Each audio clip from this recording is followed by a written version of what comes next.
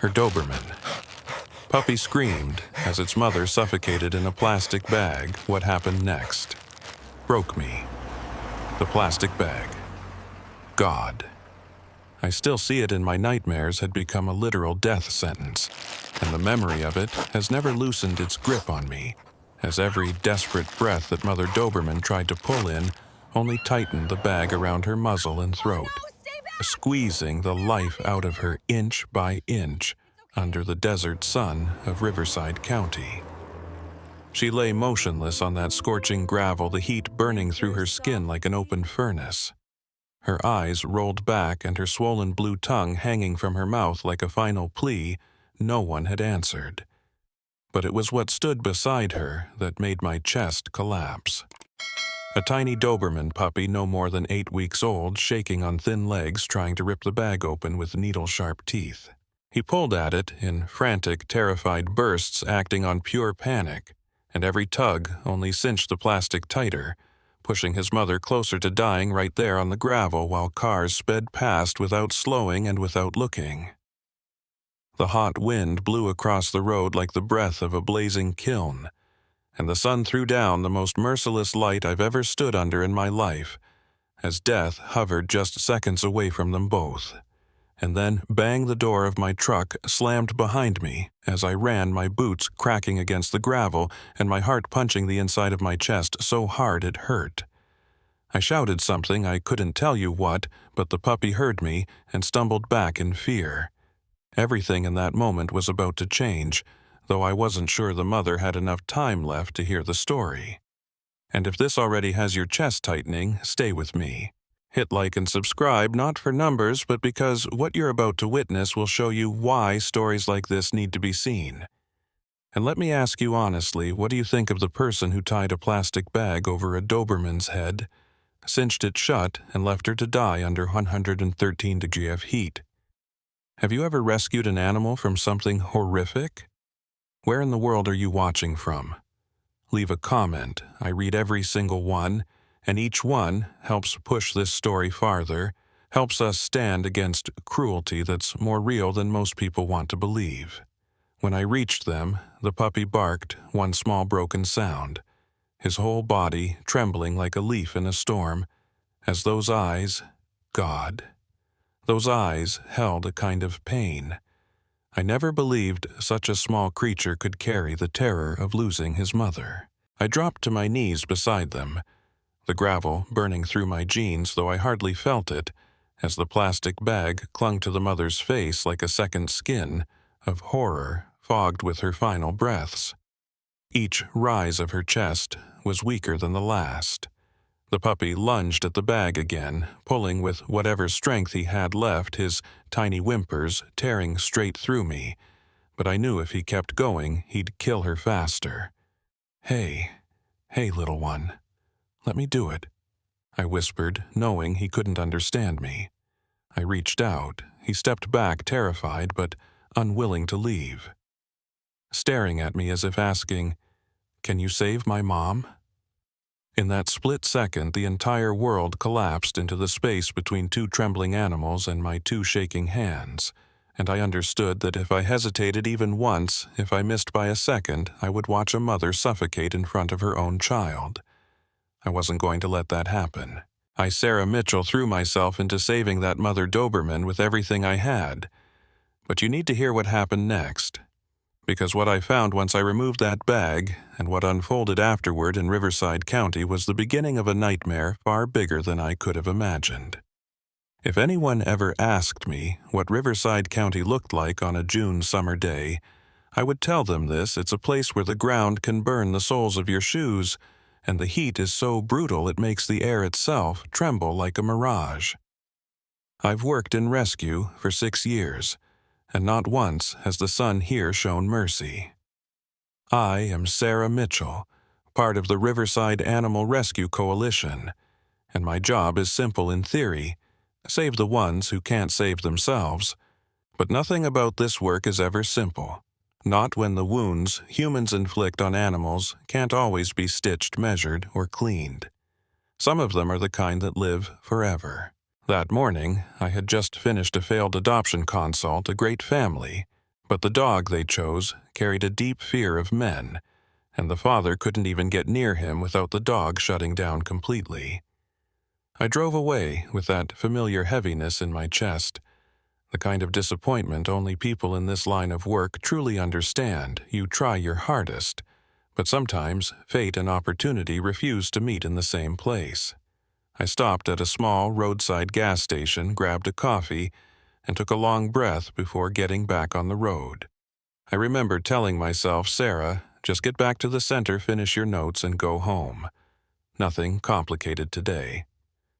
I was wrong, because when I drove through the outskirts of Riverside along that long stretch of road lined with brittle palm trunks and gray-yellow sagebrush, I saw something that made my heart drop before my mind even processed it. At first, I thought it was trash. People in Riverside toss things on the roadside like the earth is a giant dumpster, bags, boxes, torn clothes, nothing unusual. But something about this wasn't right. I couldn't name the detail, but my body recognized tragedy before my brain could catch up.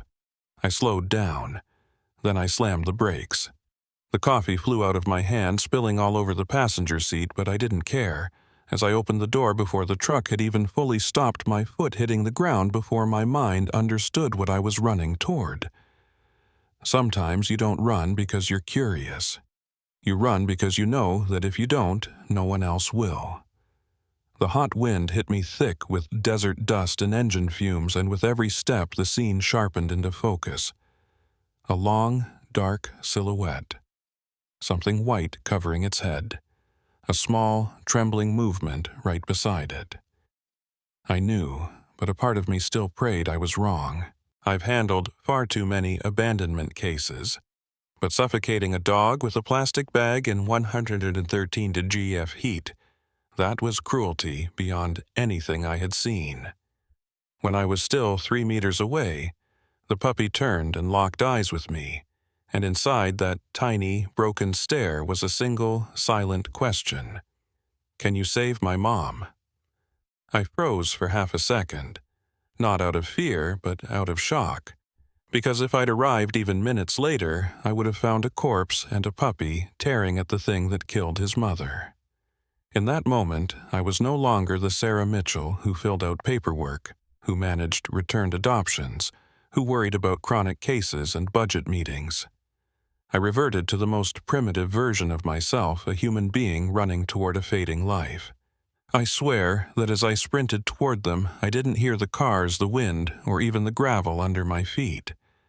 I only heard my heartbeat, a frantic, urgent thud telling me, hurry, Sarah. Faster. And that was the moment, everything ahead, the rescue. The hunt for whoever did this, the unraveling of a cruelty network darker than I imagined, and the fight to bring justice to that Mother Doberman and her pup began to take shape. But before any of that could happen, I had to save her. Right there. Right then. Under the burning sky of Riverside County. I don't know how to explain to someone who's never done rescue work what it feels like when your instincts start ringing alarms, because it isn't fear, and it isn't intuition so much as a small, urgent sound inside your chest, like someone tugging your sleeve and whispering, Sarah, look closer. Don't keep driving. That's exactly what I felt as my truck rolled along the red dust stretch of Riverside County that morning, and that whisper was right. At first, it was just a dark blot on the roadside, something lying where it shouldn't be in a place where trash gets dumped without a second thought. But something about that blot tightened my grip on the steering wheel until my knuckles went white. I slowed, then I slowed even more, and when I was close enough to see it clearly, I saw movement. Not big movement, just a tiny tremor, the kind a life makes when it's hanging on by a thread and slipping fast. I slammed the brakes. The truck jerked, coffee spilled across the seat, the smell of hot plastic filled the air, but none of it mattered, as I threw the door open before the engine fully stopped and ran like the ground behind me was collapsing. Sunlight in Riverside doesn't shine. It attacks each step on that burning gravel, feeling like steel pulled from a forge, yet all I could see was that dark shape, and the small trembling figure beside it. And when I got close enough, the first thing I heard was a sound so faint the wind could have swallowed it. It wasn't the wind, it was a cry. The cry of a creature begging for help in the softest, most desperate voice imaginable. A few more steps and my heart just stopped. It wasn't trash, it was a mother Doberman.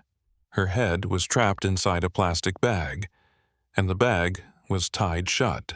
Not accidental, not from rummaging through garbage.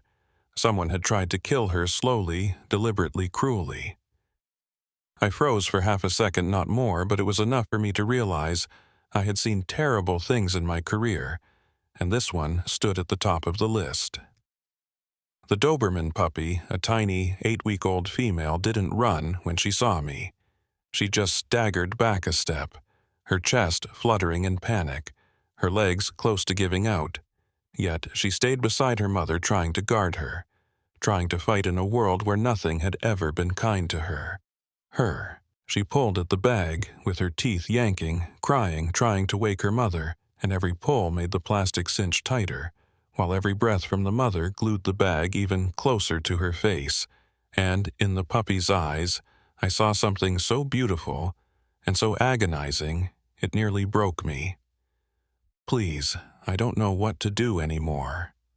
I lowered myself slowly, careful not to add fear to fear, raising my hands with my palms facing out.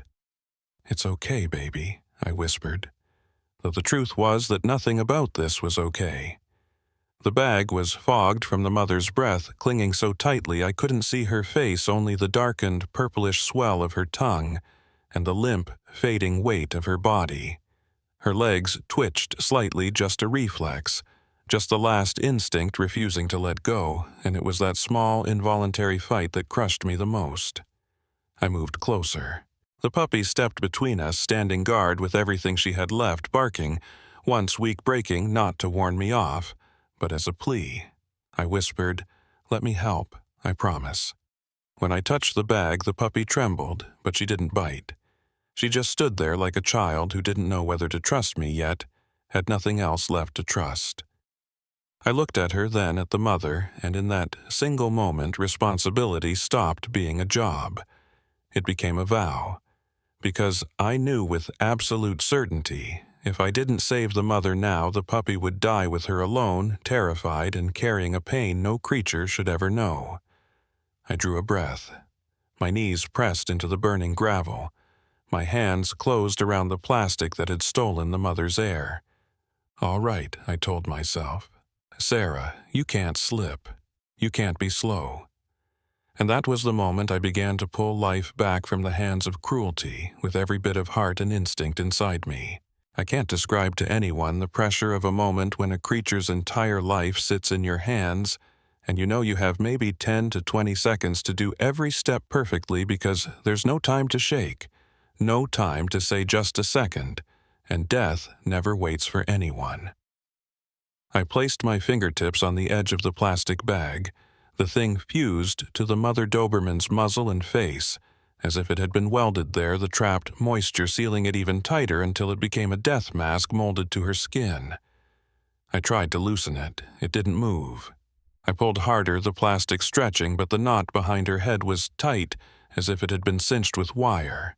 Behind me, the puppy whimpered again, a sound so sharp it seemed to tear the thick, suffocating air around us as she tried to push past my arms, desperate to keep pulling at the bag, as though she still believed that one more tug would wake her mother.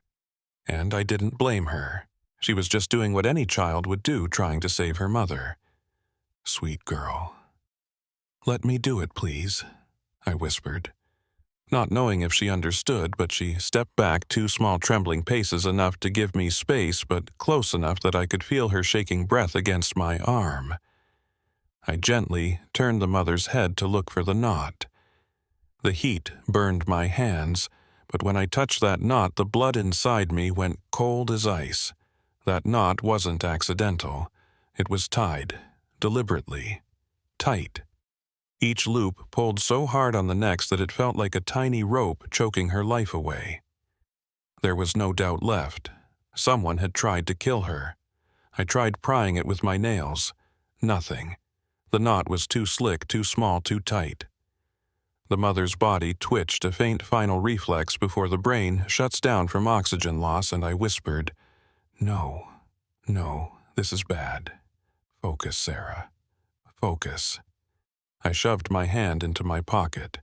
No scissors, no knife, just my car keys. I pulled them out, choosing the smallest, sharpest one, sliding it under the knot, and twisting, pushing, levering, but the plastic was thick as braided cable. The mother jerked once, a telltale convulsion every rescuer recognizes as the last signal before the heart and brain go dark. I forced the key deeper, holding my breath. "Don't die. Not in my hands. Please." A tiny snap echoed under my fingers. The knot loosened a fraction of a millimeter, but to me it felt like an explosion. I grabbed both sides of the bag and tore outward with everything I had. The plastic stretched until it went almost transparent, and suddenly I could see her nose crushed flat. Her nostrils sealed the foam and saliva clinging to her tongue. Almost, just a little more. Then, crack, the bag split open. The force knocked me backward onto the gravel, and the mother didn't move. No reaction, no reflex, nothing. "Come on, come back, please." I pressed 2 fingers to her chest. There was a heartbeat, weak, distant, fading like a knock from a room far away, but there was no breath. I tilted her head, opened her mouth gently. No obstruction, no blockage, just a body too depleted to breathe on its own. I sealed my mouth over her nose, covering her mouth lightly with my hand. Inhale, blow. 1, 2, 3. The puppy lunged and bit at my sleeve in panic, but I didn't stop. 4, 5. Her chest rose not from me, but from her. She inhaled for the first time in minutes that felt like a lifetime. "Yes, that's it, girl. Breathe." Her ribs trembled. Another breath, another faint rise. My heart pounded so hard it drowned the world around me as I cupped her head in both hands, lifting it lightly, trying to open her airway even more. And then her eyes parted. Not fully, just a thin, fragile slit. But in that sliver of darkness, I saw life. She tried to move. Her legs shivered. Her whole body quaked. The puppy hurled herself into her mother's chest, burying her face, whining and barking as if shouting, "Mom, you're still here. You didn't leave me." I exhaled so hard I almost broke. But I knew the truth. This fight wasn't over. She had life, but she wasn't safe from death yet. I had to get her to rescue, immediately. I lifted the mother Doberman with every ounce of gentleness I had, but her body was so limp it felt like holding a wet cloth soaked in heat, sweat, and the last traces of death she had almost surrendered to, and I laid her on the back seat over a silver emergency blanket before the puppy leapt in immediately, pressing herself against her mother with soft, broken whimpers. "Stay with me, girl. Don't let go," I whispered as I turned the ignition. The engine growled to life, and I pressed the gas harder than I had in any rescue run in my career, as the long stretch of Riverside County desert blurred into a tunnel around me, the world shrinking, until all I could hear was the faint, weakening rhythm of her breath. I checked the rearview mirror. The mother was curled tight, twitching with every fragile inhale, and the puppy clung to her chest like she believed that if she loosened her grip for even a second, her mother would disappear forever. "Stay close to her, baby," I murmured. "You're helping her. She needs you." Halfway to the rescue center, the mother let out a cough, a deep, wet, heavy sound that felt like her lungs were trying to force out despair, and her ribs rose sharply before collapsing again. I eased my foot off the gas instantly. "It's okay, it's okay," I told her, maybe more to myself than to her. And then something miraculous happened. Her eyes opened just a thin slit, yet enough to make my breath burst out like I'd surfaced from underwater, as the puppy began licking her mother's face with frantic joy, as if she couldn't believe she was still alive. Her breathing was still faint, but it had rhythm.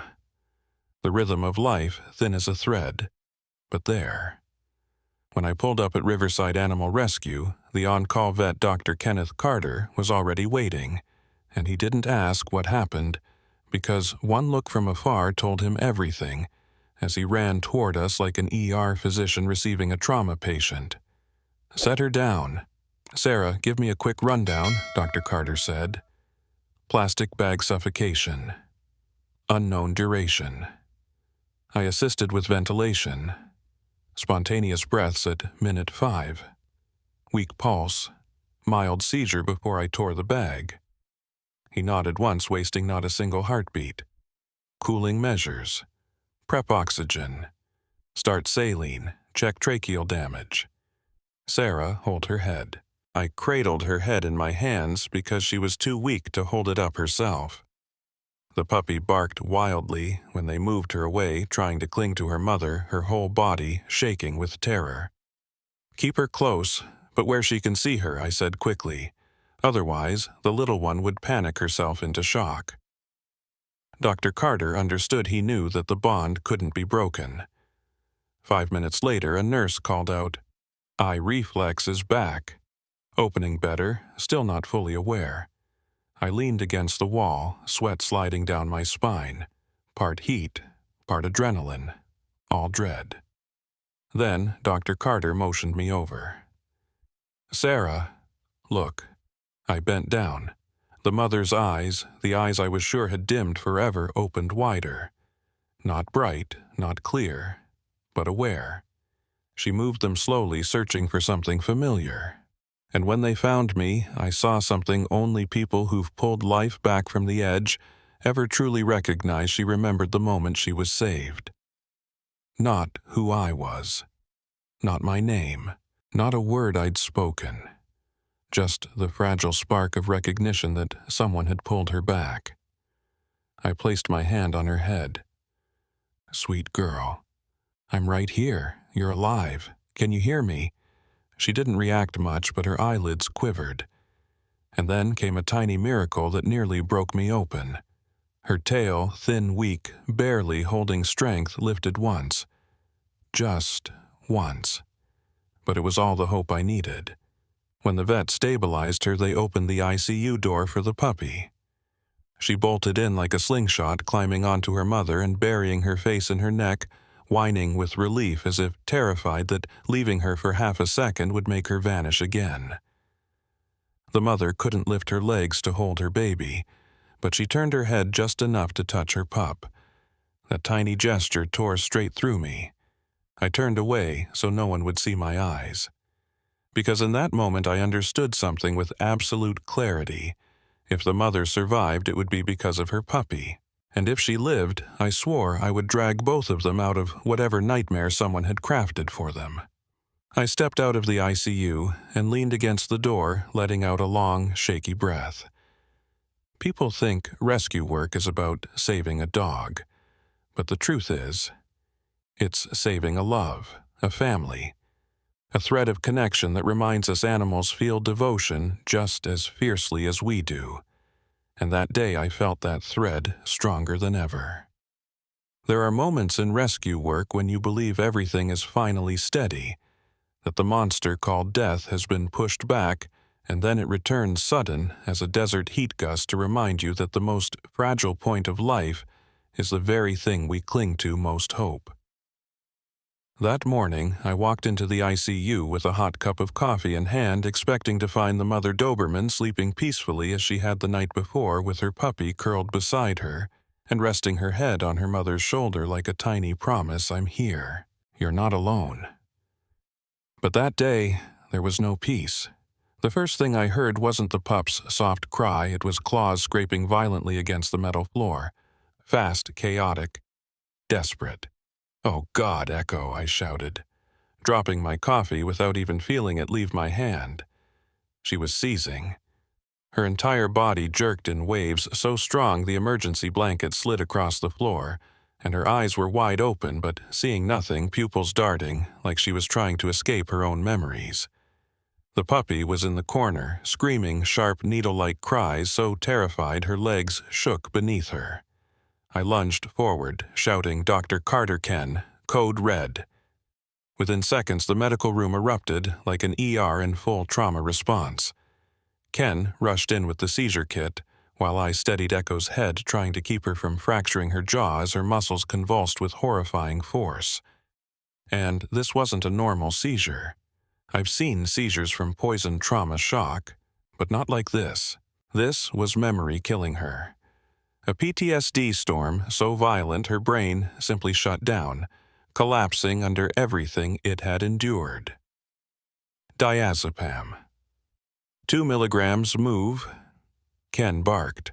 A nurse injected it, and Echo jerked once more hard enough to knock over a water bowl, and then slowly, painfully. Her muscles softened. Her breathing stayed heavy, but the tremors weakened, then faded, then stopped. I sat beside her, cold sweat sliding down my spine, and the moment stretched long enough to feel like a lifetime. Ken placed a hand on my shoulder. "Sarah, this is from prolonged oxygen deprivation and trauma. It may happen again." I shook my head sharply. No, she survived the worst. She's not giving up now. But my heart didn't believe my voice, so we decided on a healing ritual, something I had used only with severe PTSD cases in war dogs or animals who'd endured long-term abuse, something not medical at all, but emotional. A test of the soul, not the body. It was built on a single truth. A good memory strong enough can block out a bad one. That night, after everyone had gone home, I returned to the center alone. Only the soft amber hallway lights were on, and the quiet hum of the heater vibrated through the ICU air. I opened Echo's door. She was awake, still afraid, but no longer spiraling. Her puppy lay pressed against her, sleeping fitfully as though she'd lived the seizure through her mother's skin. I laid a large wool blanket on the floor and sat down without touching her, just calling softly, "Echo, come here, sweetheart." At first, she didn't move.